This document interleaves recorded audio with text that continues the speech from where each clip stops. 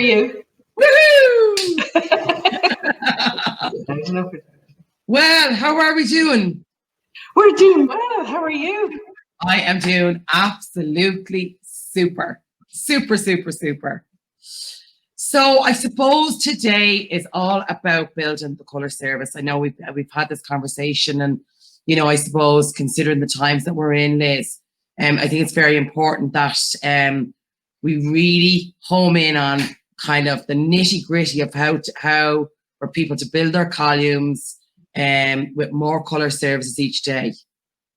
So let's start from the start. Okay. So for me, the starting point is, as a salon owner, you've got to decide, do you want to survive or do you want to thrive? It comes down to that. So decide, first of all, what you want to do. Do you want your salon to just survive? Because we know we're in uncharted territory. We know it's going to be a bit choppy. So do you want, for the next few months, so do you want your salon to thrive, or would you like it to survive? And so when you say this, what do you mean by this? So surviving is barely having enough money in the till, isn't it? And enough money in the bank to literally pay the wages at the end of the month, and hoping you'll have enough money to pay your suppliers. And, I meet so many salon owners and they don't get paid themselves because they put themselves last.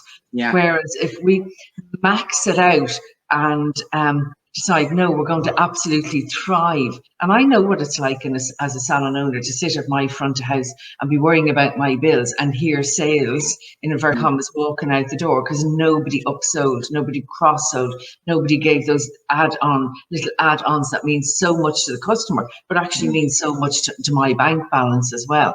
So if we want our salons to survive, that's okay, we'll get there. But if we wanted to absolutely thrive, then we must put plans in place. No white space, no clients leaving with an incomplete service, no client leaving without a plan and without all her next appointments scheduled for the next few months. Then you absolutely thrive. And there's other elements to it, and you and I have spoken about this. You bring your dockets up, but you bring your costs down. You get your team on board. And I'm back to my bus. It's like you're driving the double-decker bus, and we only want people on the bus who want to go, who buy into the vision of the business and are excited and delighted to be on a bus and working in a salon where that business is going to absolutely thrive, irrespective of what goes on in the economy. And there's no excuse now for people saying, she didn't want to rebook, or she has no money, or she's not interested in her hair. We know from lockdown that hairdressing has been totally repositioned in the world of commerce, that it is the number one service globally that people wanted to go back to. It was the number one service globally that everybody ticked on. Every survey that they were going back to was the hairdresser. So to me, it's unacceptable for any salon to do anything less than absolutely thrive. And you just said something there a minute ago. You just said smaller services. This is the one thing that I would always say, and it's the one bit of advice I want to give today is, please tell us about this. Yeah, there is so many services that your client can avail of in between their big services. And I think in a lot of salons, this is sometimes a missed opportunity. So for a client that has had a full head of highlights and she doesn't want to go and get another full head of highlights, bring her in for no strings attached. Bring her in for a glossing service. Bring her in for a treatment and a tone. They love to hear all these, colour cocktails. Listen, you can brand your own. You can make your own colour menu. And I don't understand why you will kind of say, well, I won't see that client for 16 weeks or maybe up to 6 months, or you might never see her again because you didn't put a plan in place. And for me, those little services have been vital to my business. I'm 4 years in business, and they have been vital to keep those in between. As you say, they have filled the white space. So there is no white space. And I think that's really, really important. And the clients love it. It makes them feel special. It makes them feel good. It's a little spruce up midway where they don't realize they're probably dipping back into the purse to come into your salon. It's keeping your business going, but it's not extortionate. So it's a really good way to boost your services. But if you look at it through a client's perspective, it's not fair to the client not to upsell to her, not to educate her, not to tell her all the exciting services that all the tricks you have up your sleeve. It's not fair not to tell her. And I'm always saying this when I'm working in salons. Clients get bored around the 6th visit. Yeah. So if you're just going to meet me with like, do you want a half head or a whole head? Will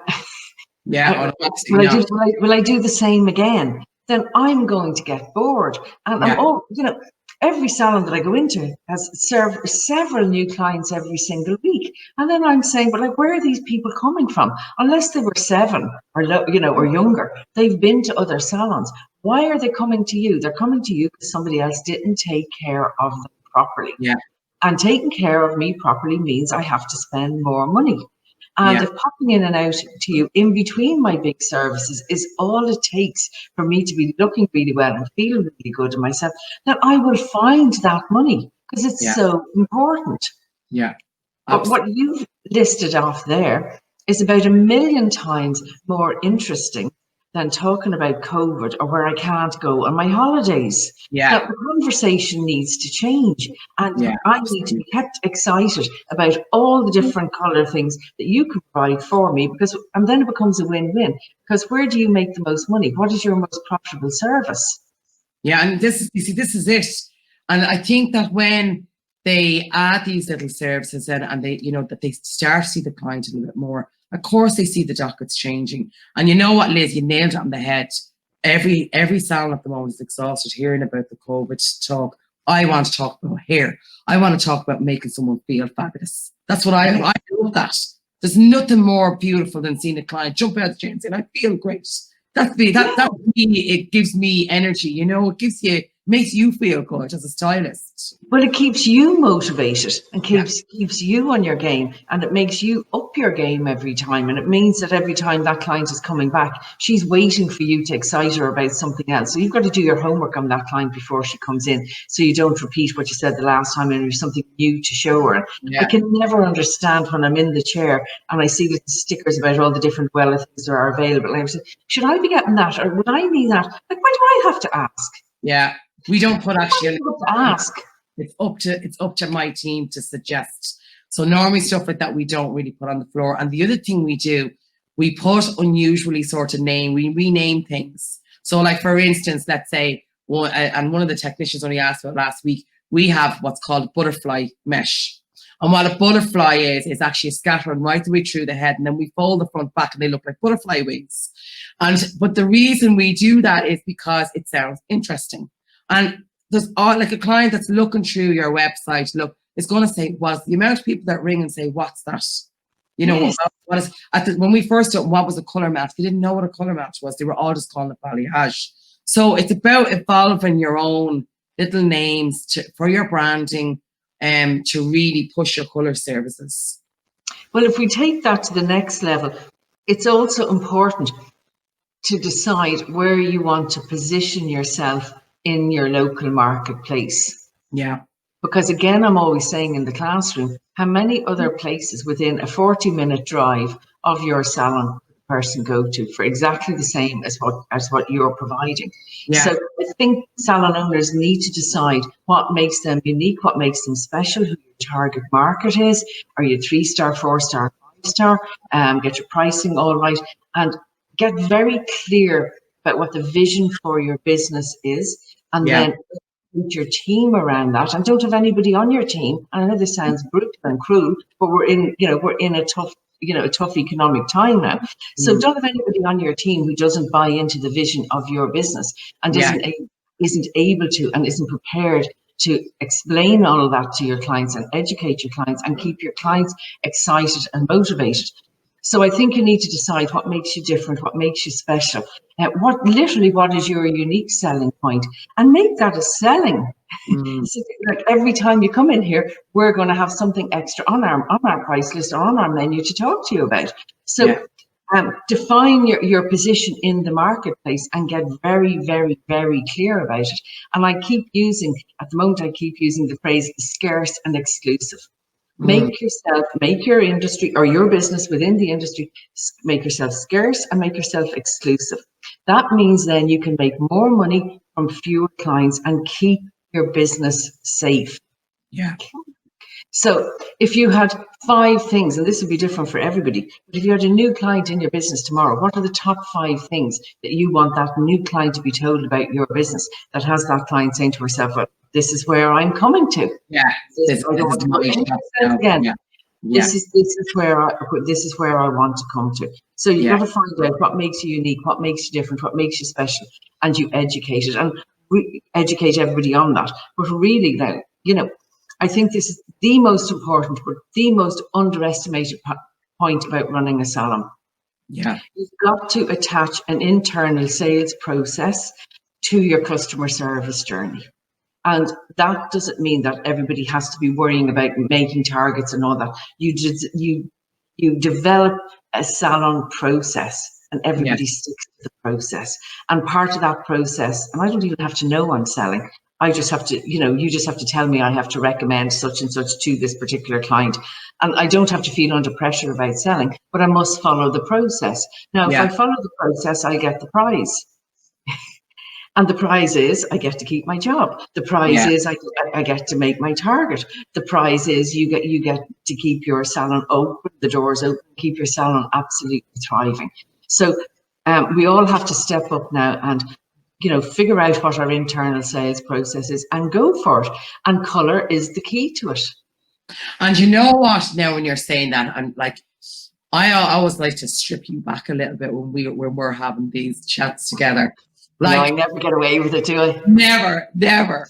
But let's talk about stock management because, I always think that it begins, let's say, with your stock management, and then it rolls on to what you offer, and it rolls on to the client. You know what I mean? It has to start from having the product available. So I want to talk to you about stock management and how you suggest to manage stock correctly. Well, my whole career, I've always noticed that everybody, I think it's human nature, we're all very good at spending other people's money.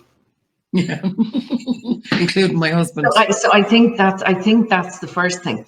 I like to divide stock into 2. You've got retail stock and you've got your professional stock.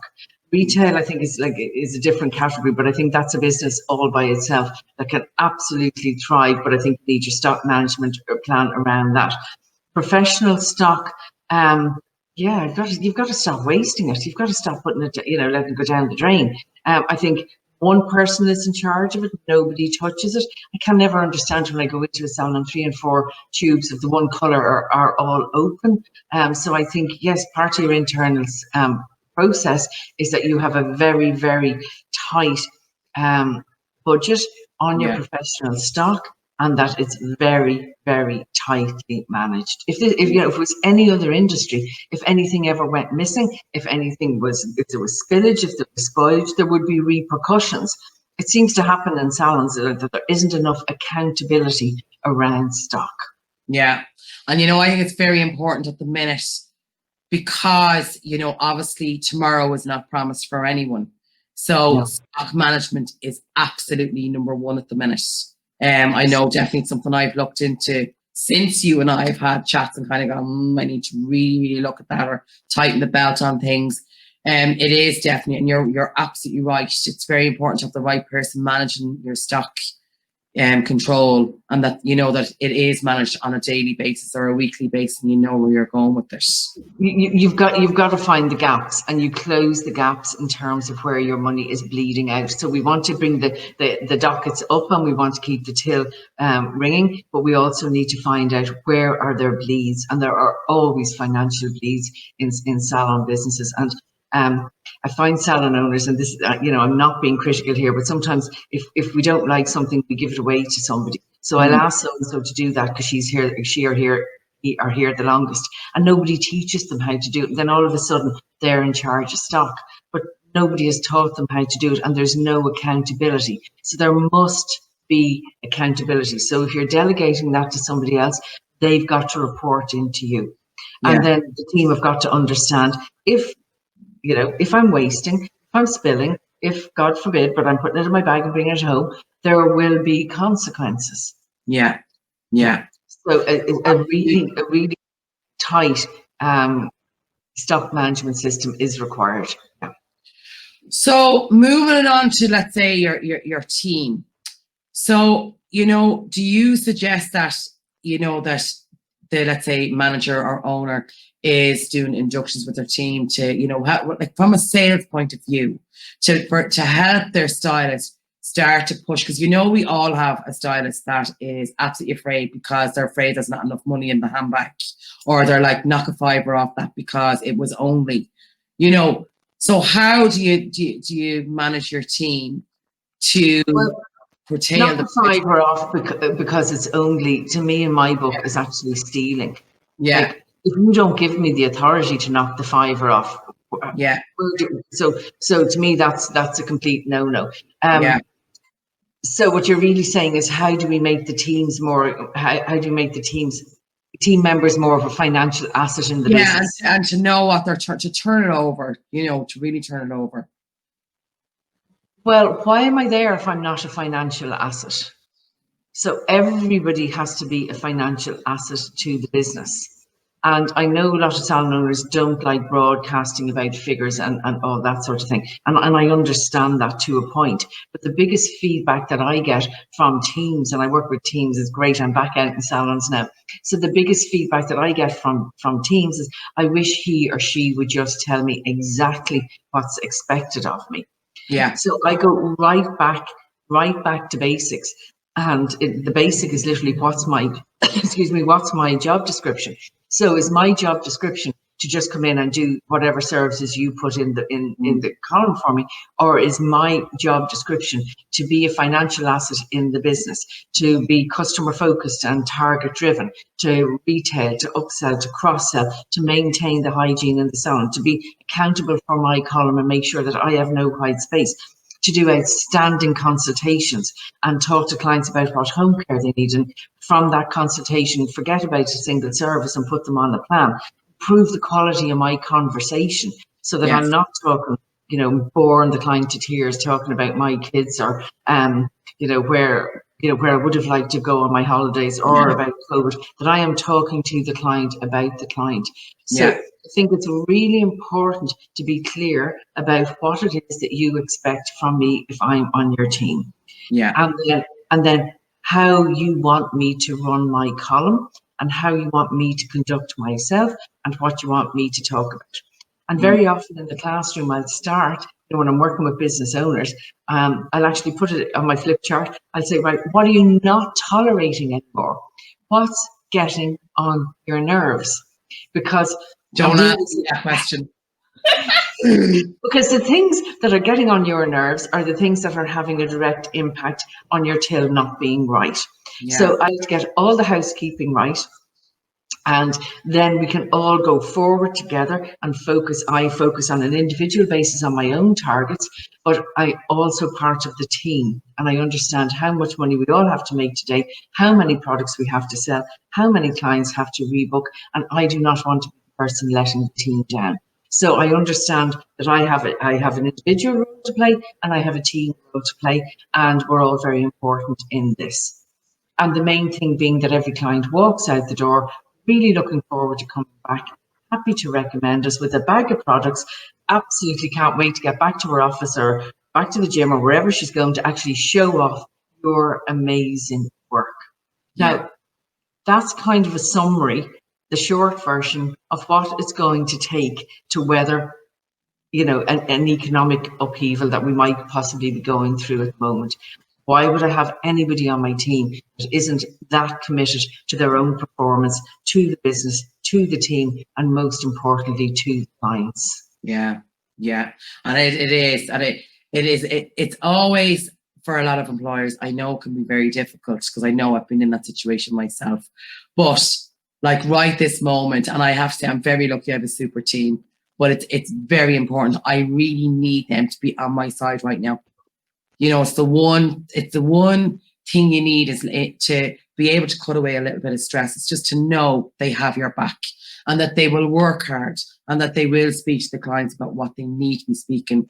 For me, I like it strictly professional. You know, we don't want to be hearing about what's going on around the world right now. No, we really don't. And I've always instilled in my team that it's very important that we just don't know. It's a very delicate time for some people. We don't know what the client is actually been through. And they don't have to divulge, but they could be sitting there after going through a horrific couple of weeks. So there's nothing brighter to talk about than colour. So we've so much to offer, you know, when it comes to our colouring services. So, I mean, in some way, look, there's no excuse. And I'm absolutely on it with you, Liz. There is no excuse. I'm so delighted to be able to go back to the salon now. Last week I was in the salon just getting a wash and blow dry, and I heard the chat behind me at the basin, which I shouldn't. I was just the customer, you know, wasn't doing do work. Yeah. And I actually heard a senior stylist who was washing my hair saying, "My arms are killing me. I've just been back to back with blow dries all day." And I was sitting back on the chair and I was like, "Liz, zip it, keep your mouth shut." But I really wanted to sit up and say to her, like, "Oh, why don't you recommend colour?" Yeah. It would make your life so much easier. You could stand there, your poor arms wouldn't be killing you. The docket would be higher. Client would be there longer. What are you doing at your level? Just doing wash and blow dries all day. And that's because you have not put your clients on a plan. And lockdown has afforded people the opportunity to restart in a much more customer focused, target driven. And I put those two phrases together. If you're customer focused and target driven, then your business is going to absolutely thrive, because the two are so interlinked. So if you're really customer focused, then you are going to, and you're target driven, of course you're going to tell me what I need. You're going to have my best interests at heart. You're going to come up with all sorts of suggestions. You're going to be savvy. You're going to suss out the clients who are interested in what you have to say, and let the others go for the wash and blow dries and let them go home with broken arms. But like, if you're really good at what you do, then you focus on your colour and always excite that customer. So you stay customer focused and you stay target driven, follow the process, and you get there. So I'm not actually asking anybody to work any harder. We are asking them to work a bit smarter. I am asking people to be a bit sharper. I am asking people to, you know, to observe things from a full service perspective. Yeah. You know, I am saying, your consultation wasn't good enough. To me, there are 3 stages in the consultation. You know, you have all your, you have your chat and you gather up all your information. Then you come up with a plan. This is what we're going to do today. This is what you're going to do at home, because I need you to buy some products for me today. And the next time you're in, this is what we're going to do. Then I will continue to stay excited. And then I will always be loyal to you, because it's really hard to keep getting new clients. And the day of the single service is gone. Yeah, it just completely and totally gone. So forget about it now. It's long-term, lifetime clients. That's how you keep your business alive. Loyalty. Yeah, absolutely.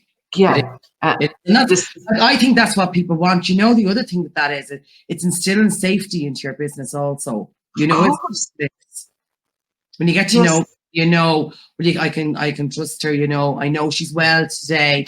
You know, I know my clients, so I'm able to say, well, look, I know she would not read, like, we have had the call, I'm sorry, I'm not feeling well today, so I'm not going to come. And I love that, because that's loyalty. Yes. Yeah, but that's got to work both ways, hasn't it? Yeah. And the day you bore me, that's the day I'm not coming back. Yeah. And it's really important. I see it like a boomerang. The boomerang principle. As you're literally throwing a boomerang, it's on its way back. So as your client is leaving, you want your client planning when she's coming back. Your client can't make that plan herself. You've got to make the plan. And you know, when you say about your plan now, let's just tip into a little bit about rebooking while we're here, because I just think it is so important, and I know how you feel about this. But let's talk a little bit about rebooking, you know, and how to get your team focused to rebook and having the confidence to rebook and to arrange and organize a client base. What is your suggestions there?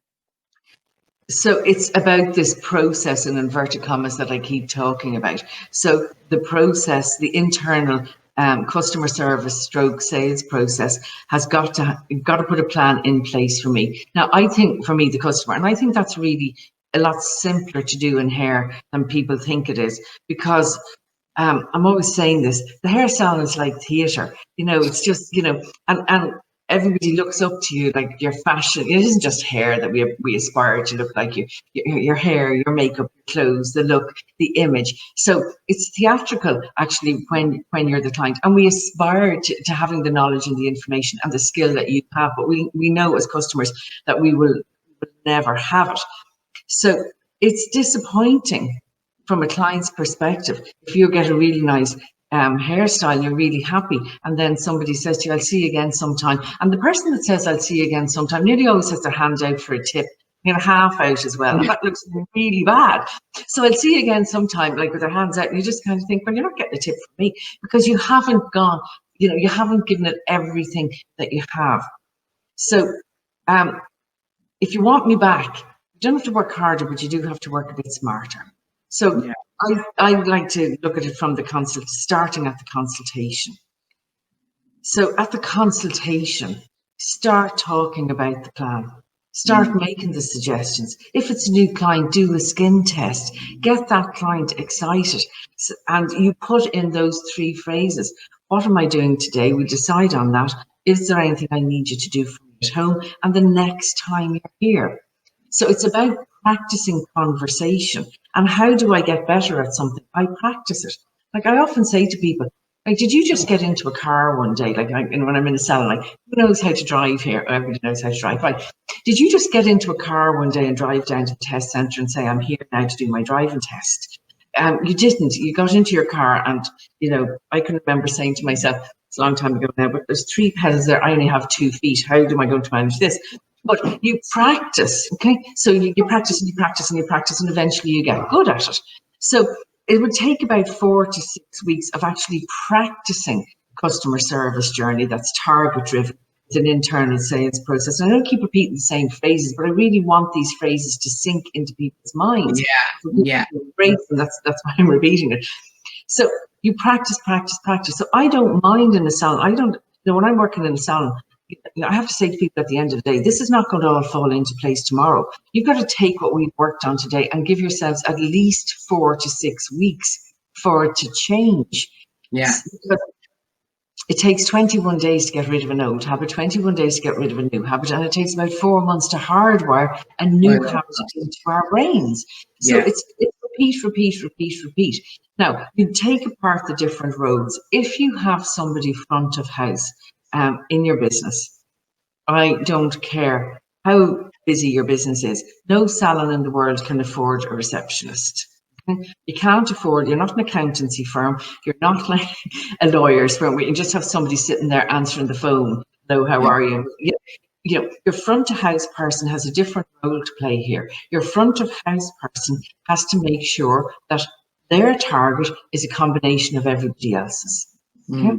So let's get that clear first of all. Yes, they're there to take appointments and to make sure that everybody's okay and to run the floor and keep clients happy. But unless they have an understanding of the target that must be achieved that day, well then they're not a financial asset to the business and they're actually an expense. But if that person knows, right, for example, I have 4 people in today and everybody has to make £500 today, and my target is £2,000. Yeah. If we have 4 people in today and we're asking everybody to sell 5 products each, my target is 20. And the way I figure out rebooking is I always ask who's the best at rebooking. So I would say to the best rebooker, how many clients, if you had 10 clients in a day, how many of those would rebook? And if that person says, well, at least 8, well, then I say, well, then everybody else has to rebook 8. So that front of house person, their job is to have an expectation that when the client is brought back to pay, the sale has been closed. So, for example, when I worked front of house in my own salon, I was like a broken record. Somebody knew I would be ready to rebook the client and I'd have a bag open for products because that's what we did. We got our clients a good result. So they had to go on a plan.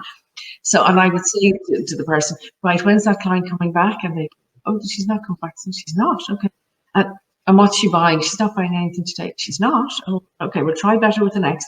And it would take about 3 weeks till eventually that person would say, could you book my client back in for this day, 2 weeks? And here's the 3 or 4 products that she's buying. Yeah. Now we have it. But I had to say it in between every single client. When is she coming back? What is she buying? To change the habit. Yeah, it's a culture, really. Change the Yeah, habit first of all, and with a new person, we've got to teach them. You mentioned induction there. We've got to teach them the customer service journey. Then we've got to teach them the sales process, and then we've got to give them the targets. Then the front of house person is there to remind them all day, every day. yeah, This is your target. This is your target, and I'm here to help you. So, front of house, if you have somebody in that position, redefine their role. So there might be a little bit of work to be done to actually redefine their roles.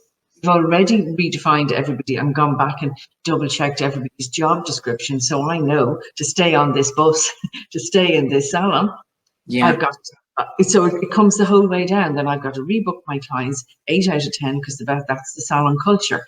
yeah, Fabulous brands here, so I've got to sell the products. We're known as an amazing colour house, so I've got to talk about colour all the time, come up with ideas and suggestions. So now we have everybody on a level playing page, but we've everybody on the right page. Then we go forward. And you must work with your team until they're confident and they're happy doing it, and until they understand that there are consequences. I'm going to be the person. Like, we're not going to win the team prize this week if I let the team down. I can't be the only person not making the target because I like working here. I like the customers. I'm not going to get to stay. So an emphasis must be put on my productivity. And somebody has to teach me how to do it. And then, my phrase, people only respect what you expect. Then you've got to make sure that I understand I've got to deliver every single day in order to stay there. Okay? yeah, Now, there's an added, so you do your induction, you do your job description, you teach people, but this is only like 5 minutes a day. And I think you like this part. You actually start every day with a plan. So you go through your clients every single day, and it amazes me when I'm in the salon. And if I'm the first person in, or if I'm working in the salon, and I'm sitting around front of house waiting for everybody. Everybody comes in, and they're great to come in and get ready and organise themselves and organise all their workstations. And then nobody goes looking for the money. I find this really strange. yeah, People go to their column and say, well, who's in with me today? What am I going to talk to them about? What retail am I going to mention? What retail did they buy the last time? What colour? What did I skin test? And what was the plan the last time? And actually just take all that and write it down and be ready. And if you do that with the front of house person, then we're all there to help one another. So I think it's really important to add that extra element on at the start of the day. And I think that's a very good point, Liz, because sometimes you run in the door, you go straight to a client, and you haven't even processed that your car possibly still running outside. Do you know what I mean? You haven't stopped to kind of actually go, right, okay, this is Mary, and what did she have done the last time? That you're ready to actually really give her the show. We were always, when I was training, we were always told that's your stage, get on it and play the game. Do you know what I mean? We do have to perform every day. We're in our nature, we're happy people. And, but that's very important. But I think you're right in saying that. That's really, you've struck a chord with me even with that today. Good. You have, because I'd often say, I'm very much a go-to a client, and I'm a devil. I change them every time. There's never, right? It's just, look, you're my client, and that's the end of it, and it's my hair.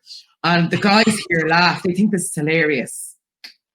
But my clients love that, and that's the client base that I attract. Where for that client that like the same thing over and over again, which I know is monotonous. Like my team isn't really like that, but you have to try and bend that a little bit. And if you're prepared, I think, for that consultation, even though she's not the same as the last time and the time before that, and how many times she's been with you, that stylist might be able to strike a new chord because she's already prepared before she goes to the chair. It's all in the preparation. Yeah, it is. Fail to prepare and prepare to fail. Yeah, 100%. Every pound matters now. Every single pound matters, and you just cannot have it escaping out. You cannot have a client leaving. It costs between £70 to £100 to get a client on average with marketing and advertising. It costs about between £70 to £100 to get a client to come through the door the first time. Ideally, that should be the hard work done. They're coming in, they're giving you a chance. And if, and now you have them and you've got to work them. So if you're just seeing single service because your car is still running outside the door, then the client I'm seeing, well, this is just somewhere I'll just come as a once off. Whereas if you're there ready, you know my name, you're all prepared, you're waiting for me, you're looking forward to seeing me, you have the skin test ready, I'm looking at amazing work going out the door, then I feel important in your world. Yeah. And as human beings, every decision we make is in the hope that we feel better. Now, we don't always get it right, obviously, but part of the reason that we go to your salon is because we want to feel better. And if we look better, we're going to feel better. You've got to make sure that I feel like that all the time. So yes, you've got to come in and you've got to be ready and you've got to be prepared. And it might seem like a small thing. It's really insulting when you're the client and the stylist barges in after you. Yeah. And run down to the staff room, grab their hair, shove it up into a ponytail, come down, have a quick route behind the reception desk and say, "Is she mine? And is that my lady? Is that my wash and blow dry? Oh yeah, you're with me. Come on." And they're annoyed because they would prefer to sit down and have a cup of coffee. You're not going to go back if that's how you're treated. So you must be in and ready and prepared. And the way I've said so many times before, you only get 7 seconds to make a good first impression. 7 seconds. So if you're not prepared and ready for me, then I will make one of 3 decisions. And we do this subconsciously the whole time. Either I like you, I don't like you, or I couldn't care less about you. Now, if you're ready and organized and you call me by my name and your big smile on your face and you're ready for me, then the chances are I like you. If I like you, I will like the business and I want more of it, so I'll keep coming back. If you're there like, "You're my wash and blow dry, come on, follow me to the basin." Well, then I don't like you. I'm looking at your back down this. Well, I'm not coming back here. And if you're a little bit indifferent about me, then I'll feel the same way about you. And then somebody has wasted £100 in advertising to get me through the door. I'll come in once, give you £35, and I'm gone. So that's, that is not how your salon is going to thrive over the coming months. Or, that is survival. And, it's very tiring the salon owner to keep getting new clients in. So you must keep your retention rate up. So there are disciplines that the people around you that are on your bus must enter into and must embrace while they're embracing the vision of your business. Like I go into salons and I say, "So do you want to be 2-star, 3-star, 4-star? Oh, we're 7-star." Yeah. I was like, well, it's all right to think that you're 7-star, but what are you going to do to make sure that you are on your game and that you are 7-star every single day? So there is a discipline around it. So yes, so I'm glad you like my start of the day because I have an end of the day as well. You give it to me. Right. So if I have to come in and I have to prepare, and it's really helpful if the front of house will prepare with me because 2 heads are better than 1, and she might spot opportunities with clients that I mightn't have seen. So we put my little plan together for every single client. And I have a rule around conversation as well that I might have told you about it before, but I have a 50-50 rule. Oh yeah, I love 50% of the conversation must be professional before you start going on, moving on to boring, the personal stuff. So 50% like explaining why the salon is unique and special and different and how good you are and all that sort of thing. And I don't think your target has to stay at the front of your mind, but I think it should stay at the back of it. I don't think it should disappear. So at the start of the day, I know how many clients I'm going to see, how many of those I'm hoping rebook, and I have a little plan around it. I know the products I want to sell, and I go and I read the back of the boxes so that even if I've forgotten them, so I know the features, the benefits, and the price of all the products. And I know the plans that I'm going to put somebody on. But at the end of the day, I'm responsible for my column. So at the end of the day, I cannot leave without picking up my pen and writing down on a sheet of paper somewhere what I did that day. So did I hit my target on services? Did I retail enough? And did I hit my rebooking target? I have to write that down. So ideally, I'm going to be really motivated going out if I've made those targets and I've made big tips and clients are coming back and my column is full for the next month or whatever. But if I haven't made my target, then it becomes my problem and my issue, not yours. And I've got to come in tomorrow, and explain why I didn't hit my target today and explain how I'm going to make up for it. So that's what happened to me yesterday. But you know what? The £50 that I'm down yesterday, I'm going to carry that forward today, and I'm going to make sure I'm going to do that today. So there has to be accountability. So I plan my day. I know what to do. Like, everybody knows the technical work, but I know the process and the conversations that I need to have in order to hit my targets. And then I skip out the door. If I can go tick, tick, tick, yeah, I made more. How much did I say to yourself? Did you make your target? Because I made mine. And so then I start to become, so the responsibility comes off of you a little bit, and the accountability goes on to me. But you know what? I like it, because people only respect I only respect what you inspect. So the fact that I have to write it down, you don't even have to speak to me, but I know Sarah's going to look at that, and she's not going to, didn't make it, but she's going to be thrilled if I did. Yes. And most of the teams that I meet, they don't like it when their bosses are in bad humor. They want to please you. So if hitting my numbers make me please you, then I will do it.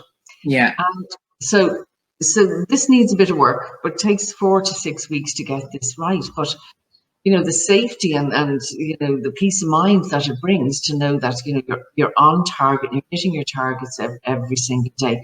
Then that means, as the business owner, you can sleep at night, because I don't know very many salon owners that sleep well at night time if they're worrying about their bank balance. It's too much stress. So no white space, no freebies without your permission, no wastage of products, everybody planning their own day, nobody on your team, unless they really, really want to be in your business or on your bus, not just in the industry, but they want to be in your business, and everybody can go forward together. Then it doesn't really matter what goes on in the economy, because we know the whole world, top of their agenda is the hair salon. Yeah. So, the wonderful thing about this is, no matter what goes on in the economy, hairdressing is recession proof, and you've got to buy into that. You've got to embrace that. It is like 100% recession proof. And how many other industries can say that? Yeah. So that's really good. It's time for us to nurture it, definitely, Liz. And I think especially, I'm certainly feeling the gratitude from our client base. I think it's absolutely fabulous. It's lovely for us to feel our worth. And then, as you say, it's like to just keep pushing forward to get through. I think your points have been absolutely amazing today. There's a few chords going off now. My brain's gone crazy as always. But it's just so important, I think, that the whole organization from your day, when you're, helping your team. Certainly for me, I put an awful lot of strategies into my business coming back to work. And I'm really seeing the difference in the turnover and in our day, which is very, very important. And it's been a great time, but I mean, at the same time, I'm always going to be watching for tomorrow. We all have to be. You don't really have any choice. And I think it's really, really important now as well that it's 5 minutes left. I think it's really important to work with your team, because it's my observation, again, this is not a criticism, that some of the teams I'm observing, or some of the teams that I'm working with, are coming back thinking pre-lockdown. The world is different now, and it's changing. And there's nothing missing, it's just changing. And sometimes people can be very resistant to change, and that's what I'm seeing in salons. So I think it's really important to take time out from your own column and work with your team to teach them that the business is re-strategized now, that there's a new post-COVID way of doing things. And we have to adapt now for the survival of the business. So that could be that we have to rebook, we have to retail, we have to give complete service, we have to shut up talking rubbish, or whatever it is. So I think there is a lot of work to be done with team members, that they understand, that the salon cannot run the way it did. It can't. Health and safety guidelines, rosters, everything has completely changed. And I think now, I think team members might need to be told and taught that you've got to take ownership of your clients now, and you want them there for the long haul. You can't, if you want your business, your little column to be successful, then can't do it on single services. So I suppose we're back to where we started. It's got to be a complete service, long-term lifetime clients, more money from fewer people, and it's got to be a plan that emerges from the consultation, and nobody is handed over at front of house without their plan. And you know, the last bit of advice I would give, Liz, from my side is that for any new hairdressers, contact your technicians, contact your representatives, and ask them. There are so many services. Look, we've e-education there with Wella. It's absolutely amazing. There's a super platform there full of artists, full of all sorts of different techniques, and and that really helps you to kind of build your colour menu and to help those extra little services to be able to use them even as fillers to stop that white spaces you talk about. So definitely look, education.wella.com. I always say it.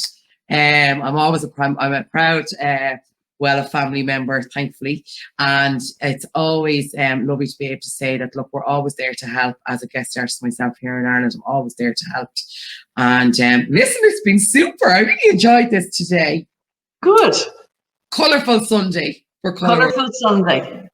I know, colourful Sunday. Yeah, great, and lovely to see you. Okay. You too.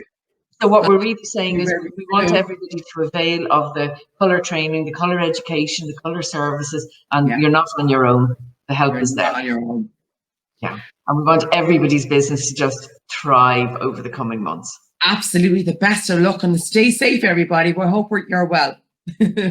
See you soon.